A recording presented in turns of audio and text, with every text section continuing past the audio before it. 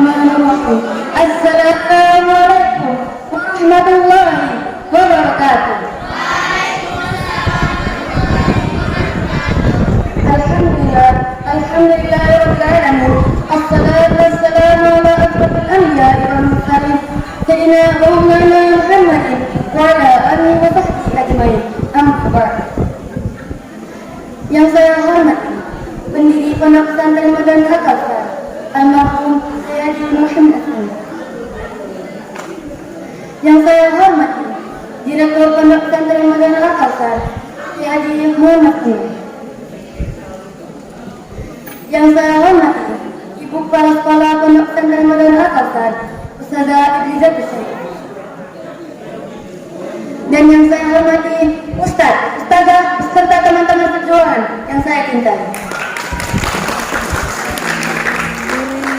Pertama-tama, marilah kita panjatkan puja dan puji syukur kita atas kehadiran Allah Subhanahu wa taala. Yang mana atas berkat dan rahmat-Nya kita datang hadir di acara yang insyaallah mubarakah. Yang kedua, salawat bersalat tidak lupa pula kita hadiahkan kepada junjungan kita Nabi besar Muhammad sallallahu alaihi wasallam dengan mengucapkan Allahumma shalli ala Muhammad wa ala ali sayyidina Muhammad.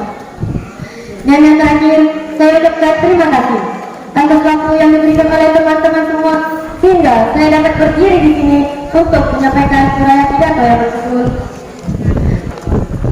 pentingnya mempelajari bahasa Arab.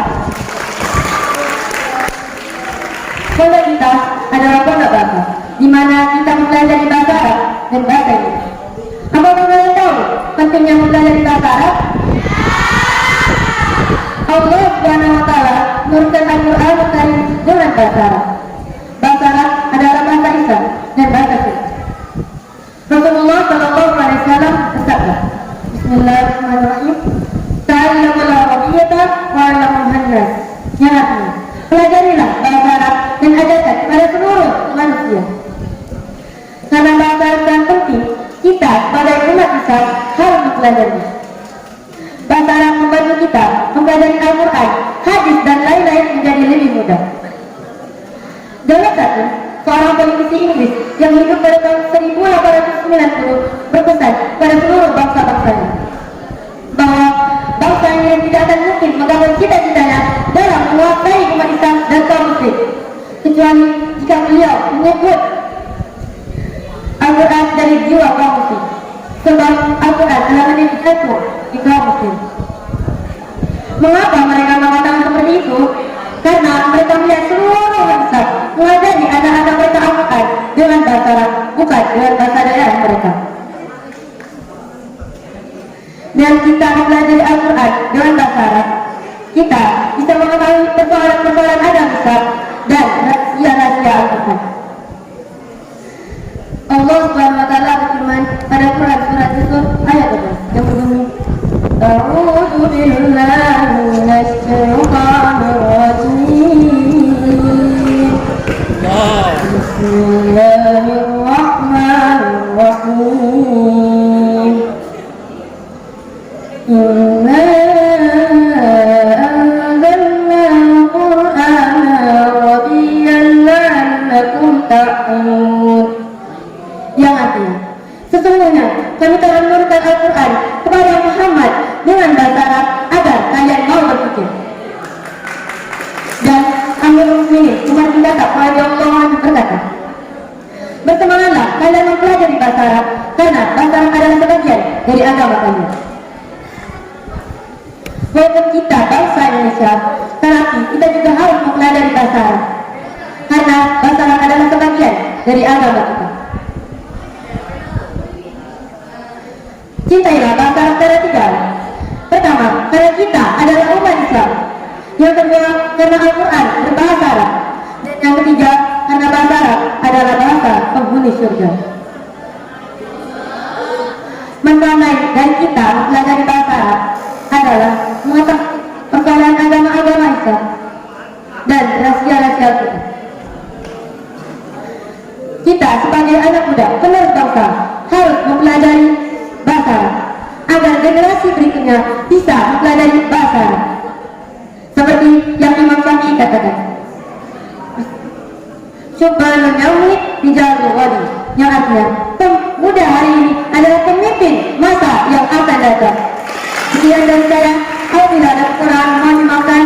Saya akhiri dengan Allahumma bi'ila aqwamit tariq. Assalamualaikum warahmatullahi wabarakatuh. Waalaikumsalam warahmatullahi wabarakatuh. Alhamdulillah, rabbil alamin. Assalatu wassalamu ala asrofil anbiya'i wal mursalin sayyidina Muhammad wa ala alihi washabihi ajmain. Amma ba'd. Yang saya hormati pendiri Pondok Pesantren Modern Al-Kausar, almarhum Kiai Haji Muhammad Iskandar. Yang saya hormati Direktur Pondok Pesantren Modern Al-Kausar, Kiai Haji Muhammad Iskandar. Yang saya hormati Ibu Kepala Sekolah Pondok Pesantren Modern Al-Kausar, Ustazah Bibi Syarifah. Dan yang saya hormati Ustaz Ustazah beserta teman-teman seperjuangan yang saya cintai. Pertama-tama, marilah kita panjatkan puja dan puji syukur kita atas kehadiran Allah Subhanahu wa Ta'ala, yang mana atas berkat dan rahmatnya kita dapat hadir di acara insyaallah mubarakah.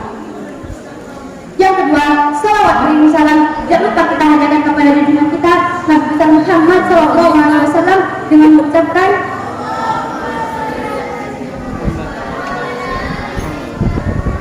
dan yang terakhir, saya ucapkan terima kasih atas waktu yang telah diberikan oleh teman-teman semua sehingga saya dapat berdiri di sini untuk menyampaikan uraian pidato yang berjudul Agama adalah Nasihat. Apakah kalian tahu pengertian dari nasihat?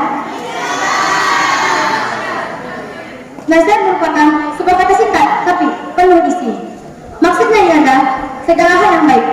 Dalam bahasa Arab tidak ada pengertian yang setara dengan kata nasihat.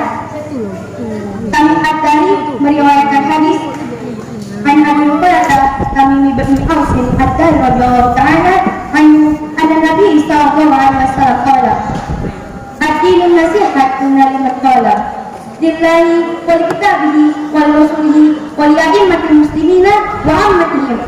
Hadis riwayat Muslim dan Bukhari. Yang artinya dari Abu Hurairah kami bin Aus Ad-Dari radhiyallahu anhu, sesungguhnya Rasulullah sallallahu alaihi wasallam sabda, agama itu adalah nasihat. Kami bertanya, untuk siapa? Beliau bersabda, untuk Allah, kitabnya, Rasulnya, para pemimpin umat Islam dan seluruh kaum muslim. Hadis riwayat Muslim. Agama Islam berdiri tegak supaya saling menasihati. Maka kita sebagai umat muslim harus saling menasihati di antara masing-masing individu muslim. Nasihat wajib dilakukan sesuai kemampuan, sebab nasihat adalah tiang dan penopang agama. Penafsiran kata nasihat mempunyai cabang, yaitu nasihat untuk Allah Subhanahu wa Ta'ala, maksudnya adalah beriman semata-mata kepadanya dan menjauhkan diri dari syirik. Nasihat untuk kitabnya, maksudnya adalah beriman kepada firman-firman Allah dan menghormati firman-Nya. Nasihat untuk Rasulnya, maksudnya adalah memberi bimbingan kepada mereka, menaati perintahnya dan larangannya. Nasihat untuk para pemimpin umat muslim maksudnya adalah menolong mereka dalam kebenaran, menaati perintah mereka, membenarkan kesalahan mereka dengan lemah lembut. Nasihat untuk seluruh umat muslim maksudnya adalah memberi bimbingan kepada mereka, menghormati yang tua dan menyayangi yang muda. Nasihat merupakan fardu kifayah. Jika telah ada yang melaksanakannya, maka yang lain lepas dari kewajiban ini. Hal ini merupakan keharusan yang wajib dikerjakan sesuai kemampuan. Wahai orang-orang yang soleh-solehah, kita sebagai umat muslim harus saling menasihati. Mengapa kita harus saling menasihati di antara sesama umat muslim? Agar mereka mengetahui apa yang mereka ketahui. Sekian dari saya, apabila ada kesalahan mohon dimaafkan. Saya akhiri dengan wassalamualaikum warahmatullahi wabarakatuh. Jalan-jalan ke pasar malam. Pulangnya memberi manisan. Izinkan saya mengucap salam untuk para hadirin sekalian. Assalamualaikum warahmatullahi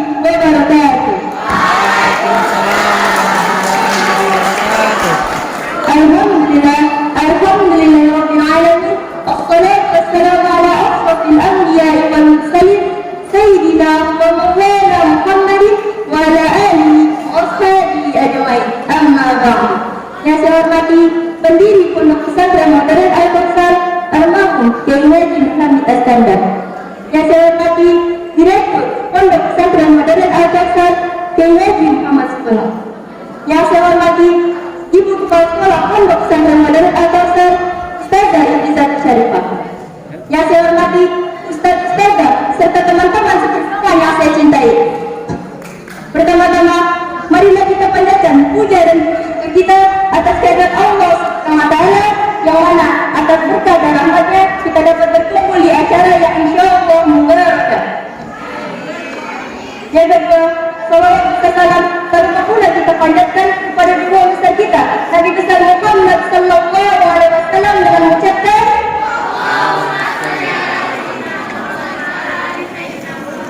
yang terakhir, saya ucapkan terima kasih atas waktu yang diberikan oleh teman-teman semua sehingga saya dapat berdiri di sini untuk menyampaikan uraian pidato yang berjudul Generasi Milenial. Generasi milenial adalah generasi yang penuh dengan tantangan. Di zaman sekarang, banyak sekali orang yang tergila-gila dengan gadget. Bahkan, di zaman sekarang, gadget lebih penting daripada kegiatan keagamaan. Banyak sekali pemuda-pemuda zaman sekarang yang hanya menghabiskan waktunya hanya untuk bermain HP dan nongkrong bersama teman-temannya di dalam malam. Itulah yang membuat mereka lalai akan agama seperti sholat dan mengaji. Lalu, apakah yang membuat mereka lalai akan waktu? Ya, yaitu HP dan HP. Mereka telah tenggelam di dalam layar HP yang berisikan media sosial seperti WA, Facebook, TikTok, maupun game. Selain gangguan dari gadget, banyak sekali pemuda-pemuda zaman sekarang yang mengonsumsi obat-obatan terlarang, contohnya seperti narkoba. Apakah layak seseorang yang mengaku muslim dan ia mengonsumsi obat-obatan terlarang? Apakah layak seseorang yang mengaku keberadaan Al-Quran lalu mengaku meladani sikap Rasulullah kemudian ia menghirup ganja? Maka dari itu, marilah kita tinggalkan hal yang tidak bermanfaat karena sudah terdapat di dalam hadis yang berbunyi Bismillahirrahmanirrahim min husni islamil mar'i tarkuhu ma la ya'ni. Yang artinya, di antara tanda baiknya Islam seseorang meninggalkan sesuatu yang tidak bermanfaat. Hadis riwayat Tirmizi dan Ibnu Majah. Wahai para santri-santri, kalian semua adalah cita-cita kaum muslimin. Kalian semua adalah harapan bagi umat Islam. Maka janganlah kalian membunuh diri kalian sendiri dan masa depan kalian sendiri. Marilah kita tinggalkan larangannya dan dekatkan diri kepadanya. Kita sebagai generasi milenial, marilah kita jauhi kemaksiatan karena sesungguhnya kenikmatan yang hakiki itu ialah kenikmatan di akhirat. Sebab Allah Subhanahu wa taala telah berfirman dalam Quran surat Al-Insan ayat 27 yang berbunyi A'udzu billahi minasyaitonir rajim. Bismillahirrahmanirrahim. Inna ulai yuhibbuna al-'ajilata wa yad'una wara'ahum yawman faqira. Yang artinya, sesungguhnya mereka orang-orang kafir itu mencintai kehidupan di dunia lalu mereka meninggalkan hari yang besar yaitu hari akhirat di belakangnya. Quran surat Al-Insan ayat 27. Anak ada pantun. Kerja baik mana kapikan? Cakep. Pulangnya naik kapal feri. Gunakan waktu untuk kebaikan agar tidak menyesal di kemudian hari. Sekian dari saya. Mohon maaf apabila ada kesalahan. Saya tutup dengan Assalamualaikum warahmatullahi wabarakatuh. Waalaikumsalam warahmatullahi wabarakatuh. Waalaikumsalam warahmatullahi wabarakatuh. Alhamdulillahi rabbil alamin. Assalatu wassalamu ala asrafil anbiya'i wal mursalin wa ala alihi rasulillahi ajma'in. Amma ba'du. Pertama-tama, marilah kita panjatkan puja dan puji syukur kita atas kehadiran Allah Subhanahu wa taala yang telah memberikan kita kesehatan untuk berkumpul pada tempat ini. Insyaallah mubarakah. Yang kedua, salawat serta salam tidak lupa kita ucapkan kepada Nabi besar kita, Nabi Muhammad SAW, yang dimana telah membawa kita dari zaman kegelapan hingga zaman terang benderang, yakni adinul Islam. Yang ketiga, tidak lupa saya ucapkan terima kasih kepada MC, Ustadz dan Ustazah karena telah memberikan saya kesempatan untuk tampil berpidato pada pagi hari ini. Albert Einstein, seorang ilmuwan pada abad ke-20, menyatakan, "Religion without science is lame, and science without religion is blind." Agama tanpa ilmu adalah pincang, dan ilmu tanpa agama adalah buta. Oleh karena itu, pada kesempatan yang baik ini, saya akan membahas tentang Al-Quran sebagai sumber ilmu pengetahuan.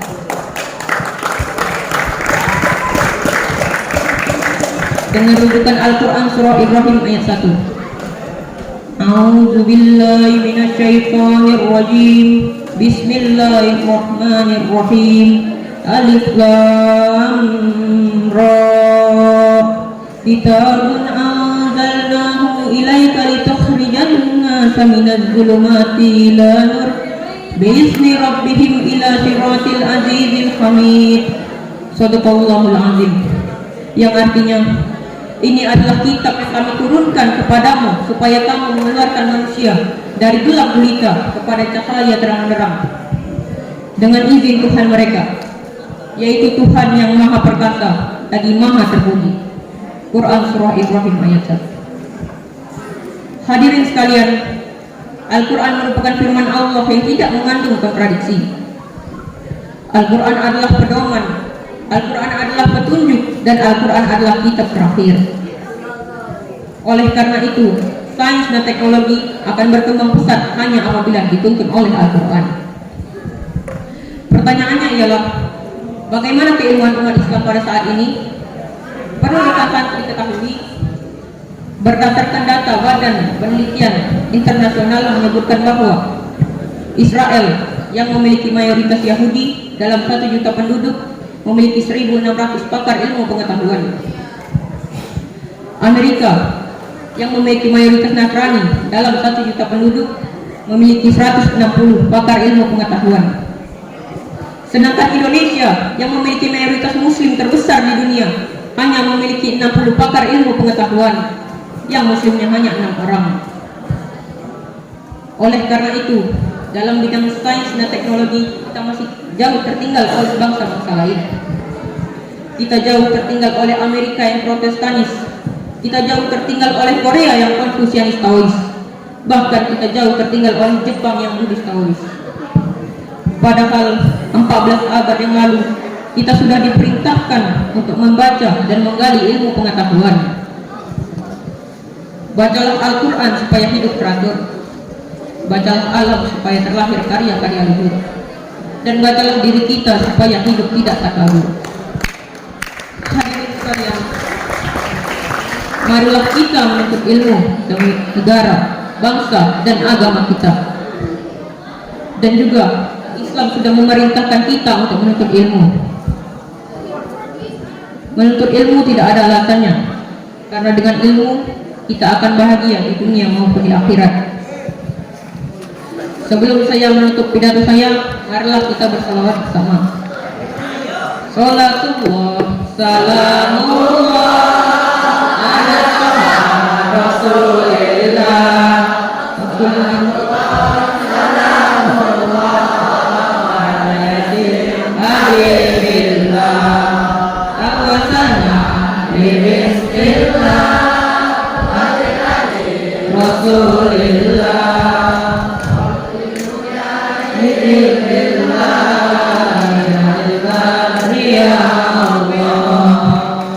Sekian pidato dari saya.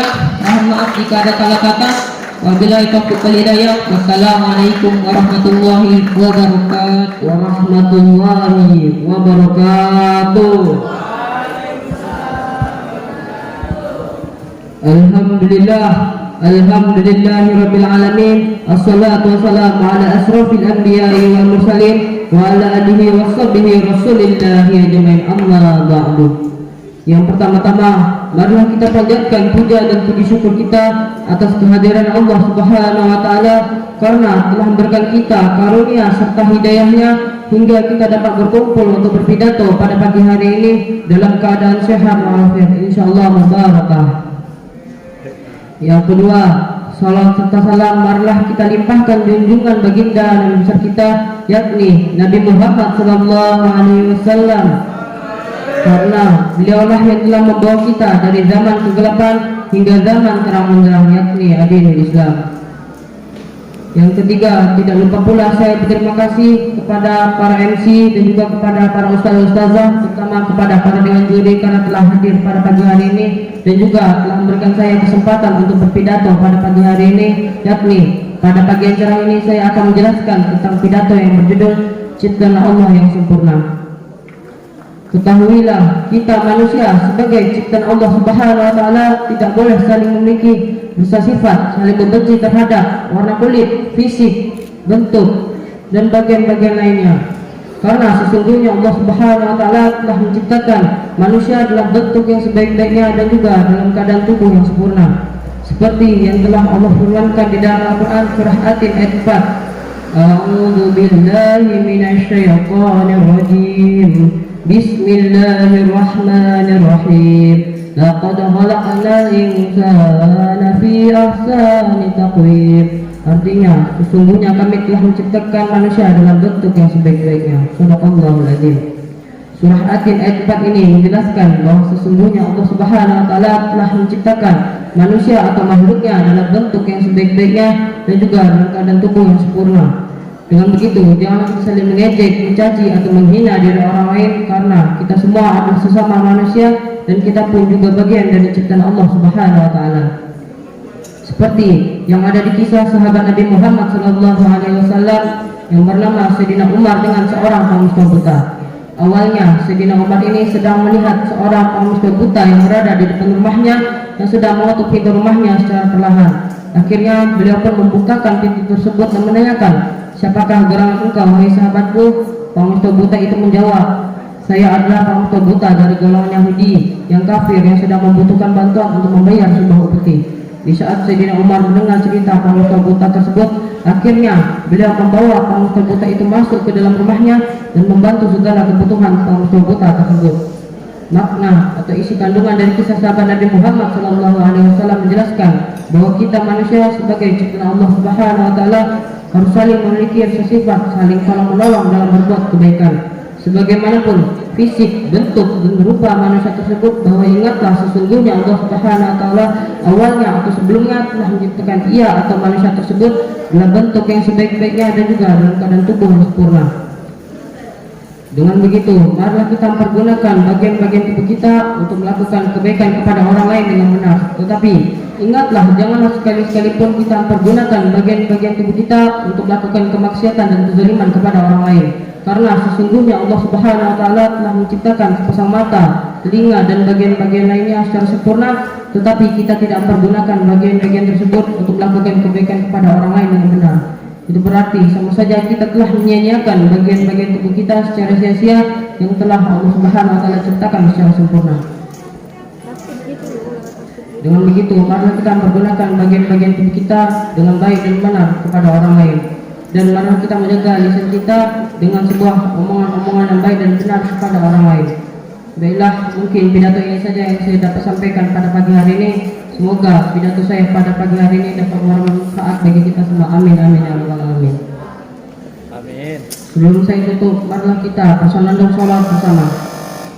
Ya Nabi, salam alaika, ya Rasul, salam alaika, ya Habib, salam alaika,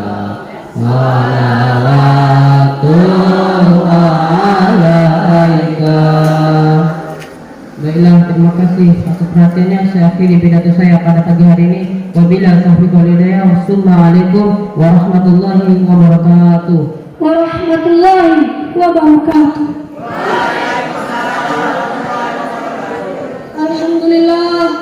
Alhamdulillah Rabbil Alamin. Wassalatu wassalamu ala asrafil anbiya wal mursalin wa ala alihi wa sahbihi rasulillah ajma'in. Amma ba'du. Pertama-tama marilah kita panjatkan puja dan puji syukur kita atas karunia Allah Subhanahu wa taala yang telah memberikan kita rahmat dan hidayahnya sehingga kita dapat berkumpul pada pagi hari ini dan kelancaran alhamdulillah insyaallah mubarakah. Yang kedua, salawat serta salam tidak lupa kita kirimkan pada junjungan kita Nabi Muhammad sallallahu alaihi wasallam yang mana beliau yang telah membawa kita dari zaman jahiliyah ke zaman Islamiyah yakni Dinul Islam. Yang tiga, tidak lupa saya ucapkan terima kasih kepada Ustadzah, MC, juri dan teman-teman yang telah memberikan saya kesempatan untuk dapat berpidato pada pagi hari ini. Hari ini bertepatan pada tanggal 28 Februari 2022. Umat Islam di seluruh dunia baru saja merayakan peristiwa fenomenal yang dialami oleh Rasulullah. Peristiwa fenomenal itu adalah Isra Mi'raj. Jadi di kesempatan yang baik ini saya akan membahas tentang Isra Mi'raj.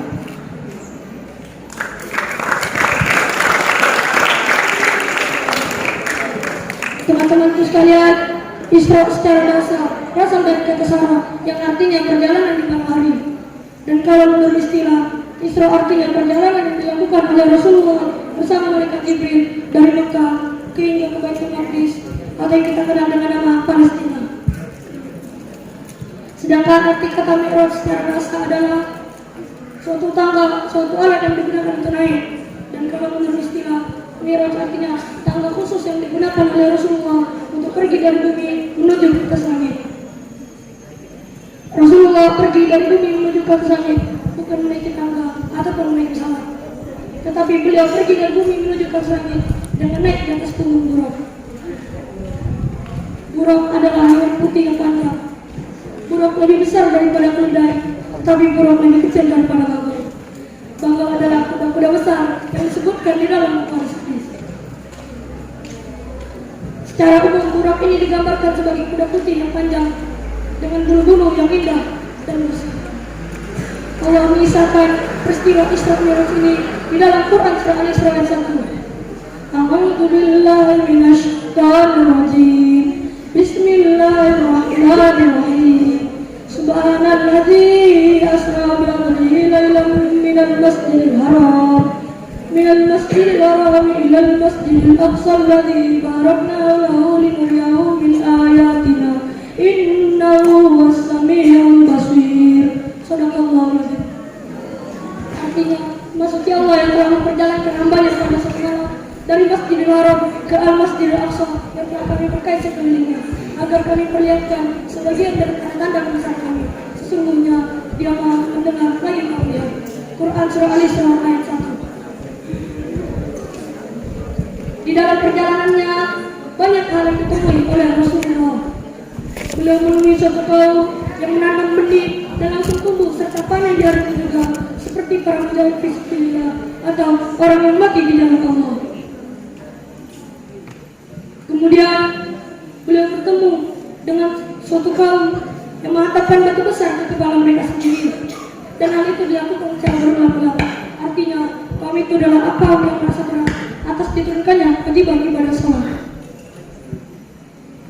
Kemudian beliau bertemu oleh seorang wanita yang menggunakan emas di tangan dan di tubuhnya.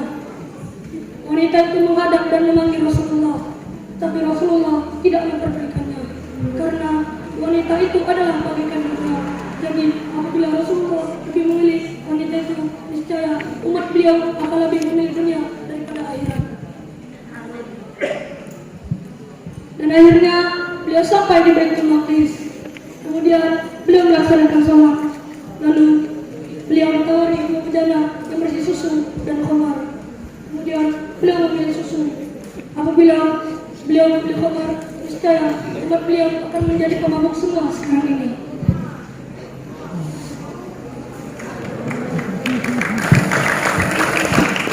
Teman-teman sekalian, itu tadi tadi adalah perjalanan Isra, sedangkan Mi'rajnya beliau menaiki Buraq.